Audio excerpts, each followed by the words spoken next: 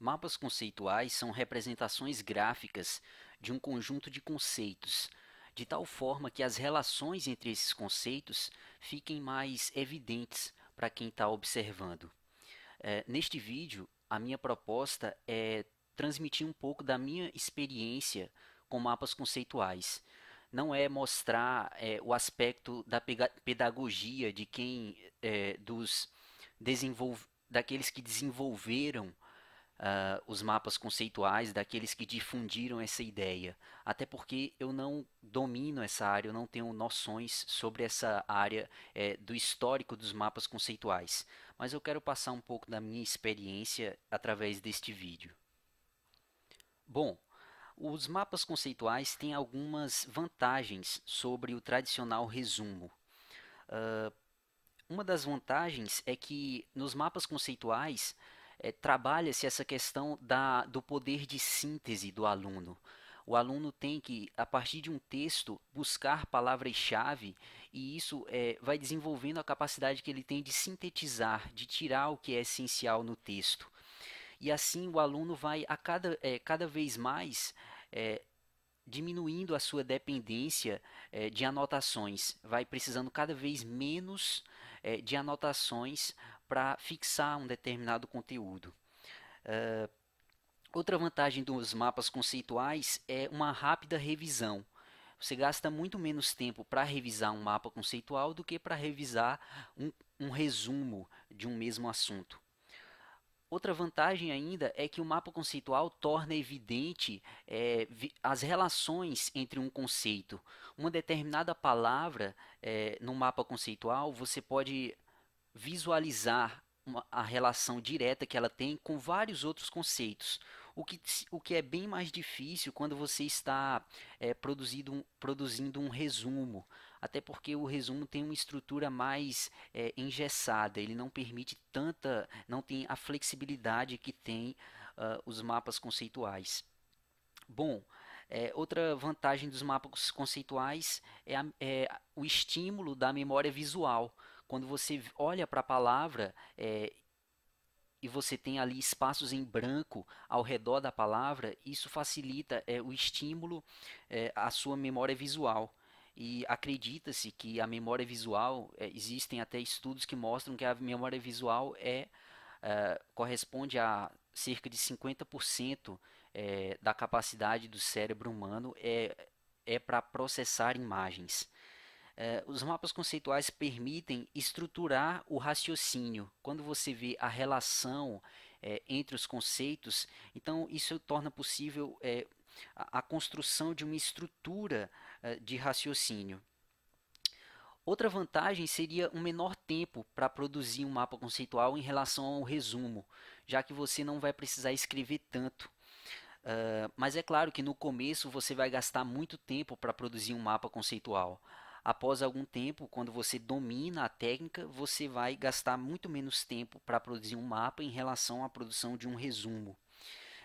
Então, é adequado para cursos em que uma grande quantidade de informação é passada em um pequeno intervalo de tempo. Outra aplicação do mapa conceitual seria no caso de uma apresentação oral. Se você precisar apresentar um seminário ou algo semelhante em que você possa levar anotações, é muito melhor você levar um mapa conceitual do que um resumo, porque quando você olha para o mapa conceitual, quando você olha para a palavra, você já lembra das relações entre os conceitos. Isso torna mais rápido o processo. Você não precisa olhar tantas vezes para o papel. Outro aspecto que é muito ressaltado pelos divulgadores dos mapas conceituais é que o mapa conceitual permite a integração do conhecimento. Em um mesmo mapa, por exemplo, sobre diabetes, você pode ressaltar o aspecto biológico da diabetes, o que é que acontece no organismo para a manifestação da diabetes. Você pode ressaltar o aspecto social, quais as consequências na sociedade dessa afecção chamada diabetes. E você pode abordar ainda o aspecto psicológico. Quais são as consequências psicológicas para uma pessoa portadora de diabetes? As possíveis consequências. Então, você pode integrar o aspecto biopsicossocial em um mesmo mapa. Em relação às características do mapa conceitual, é importante falar que não existe mapa conceitual correto e mapa conceitual errado. Cada pessoa terá uma forma de estruturar os conceitos no mapa conceitual. O que a pessoa não pode fazer é uma relação entre dois conceitos que não se relacionam daquela forma. Ou então fazer uma certa relação entre dois conceitos, é, ou então deixar de fazer uma relação entre dois conceitos que são intimamente relacionados. Então, nesse aspecto, o orientador pode pedir que a pessoa altere o seu mapa conceitual, mas não que exista um mapa conceitual correto e os outros estão errados. Outro ponto que eu acho importante falar é que é importante que o mapa conceitual seja feito manuscrito. Isso porque a nossa capacidade de memorização ela foi condicionada lá na nossa infância, quando nós aprendemos a escrever. Existem estudos que mostram que o ato de escrever estimula muito mais regiões do cérebro do que o ato de digitar num computador. Hoje existem programas para fazer mapa conceitual. Eu particularmente acho que perde até mais tempo fazer num programa de computador e em termos de aprendizagem eu também considero muito menos eficiente do que o mapa conceitual manuscrito. Você pode utilizar diferentes cores nos mapas conceituais novamente para estimular a memória visual. É importante que você entenda também que o mapa conceitual é uma questão de habilidade. É necessário você ter um pouco de paciência. No começo vai ser um pouco mais difícil. No começo talvez você sinta a dificuldade de relacionar os conceitos.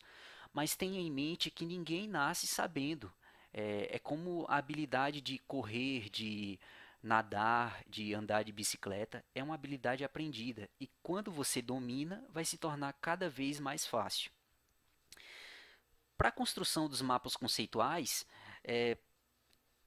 uma coisa que ajuda a enxugar o mapa conceitual, a colocar o que é realmente essencial no mapa, é você tirar os verbos.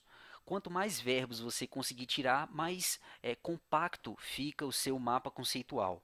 Então, nos mapas conceituais, recomenda-se que se coloque pouquíssimos verbos para que haja essa síntese. Então, há um predomínio de substantivos. E esses substantivos sendo relacionados entre si. É claro que se existe um verbo que é essencial para o entendimento do mapa, então você pode colocar esse verbo no mapa conceitual na ligação de dois conceitos. Mas a fim de que você não volte lá para o resumo, a fim de que você evite escrever tudo como se estivesse fazendo novamente o tradicional resumo, uma dica que eu lhe dou é tente tirar os mapas, tente tirar os verbos. E quando você revisar o mapa, você tenta lembrar desses verbos que relacionam dois substantivos. Então, a partir de um texto, você vai buscar aquilo que é essencial, aquelas palavras-chave que são essenciais para a compreensão do texto. No texto existe muita bijuteria, existe muito acessório.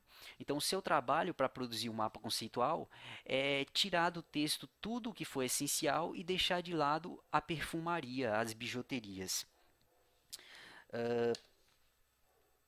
Mais uma característica dos mapas conceituais é um predomínio dos símbolos e das abreviações. Exemplificando essas abreviações e esses símbolos, nós temos aqui, por exemplo, se tiver lá no texto líquido extracelular, você pode escrever LEC, líquido extra, em vez de escrever líquido extracelular. MEC, matriz extracelular, para não precisar escrever tudo. LIC, líquido intracelular. E assim você vai, a cada vez que você vai progredindo no assunto, você vai aprendendo as abreviações e em vez de usar a expressão toda, você usa a abreviação. é nessa ideia de sintetizar, de tornar o mapa mais compacto e mais visual possível. PCO2, pressão parcial de CO2, que é visto lá na fisiologia respiratória. FC, frequência cardíaca. PA, pressão arterial. Pi, que pode ser usado para representar a pressão osmótica. T, graus Celsius, temperatura, não que seja em graus Celsius, mas para lembrar que é temperatura. TC, tecido conjuntivo. Então são algumas abreviações que você pode utilizar. Além de abreviações, você também pode utilizar símbolos. Vamos supor que você está estudando, por exemplo, o sistema nervoso. E você vê no texto que quando ocorre a despolarização do neurônio, ocorre uma abertura de canais de cálcio nas terminações sinápticas. Abertura de canais de cálcio controlados por voltagem. Então, para representar a abertura, eu coloquei uma setinha para cima, fechamento seria para baixo. Então, canais de cálcio controlados por voltagem. E isso causa um aumento da concentração de cálcio intracelular. Então, para não escrever aumento da concentração de cálcio intracelular, eu escrevi, você pode escrever dessa forma, aumento da concentração de cálcio I, intracelular. Se fosse extracelular, é extracelular. E esse aumento da concentração de cálcio intracelular leva à exocitose das vesículas sinápticas. Então, você poderia colocar aqui, exocitose, vesículas sinápticas. Mais um exemplo de símbolos e de abreviações. Você estuda lá sistema reprodutor feminino e você está vendo, você lê no texto que a hipófise libera o hormônio liberador de gonadotrofinas, cujo símbolo é GNRH. Então, hipófise libera GNRH. O GNRH estimula o hipotálamo a liberar o hormônio folículo estimulante e o hormônio luteinizante. Então você poderia fazer da seguinte forma: GNRH estimula hipotálamo. Para não escrever estimula, um sinalzinho positivo. Se fosse inibe, você poderia colocar um sinalzinho negativo. Estimula o hipotálamo a liberar o hormônio folículo estimulante e o hormônio luteinizante, cujas abreviações são essas aqui. Bom, mas a partir de um texto, como é que eu faço para chegar até o mapa conceitual? Recomenda-se que você faça pelo menos 3 leituras de um texto. Na primeira leitura, que seria uma leitura rápida, que não necessariamente vai implicar no entendimento, mas nessa primeira leitura você teria uma noção do que você teria pela frente, mesmo sem entender o que está ali. Depois dessa primeira leitura, você faria uma segunda leitura interpretativa, anotando numa folha as palavras-chave, só anotando uma ao lado da outra ou uma abaixo da outra, as palavras-chave a partir daquele texto.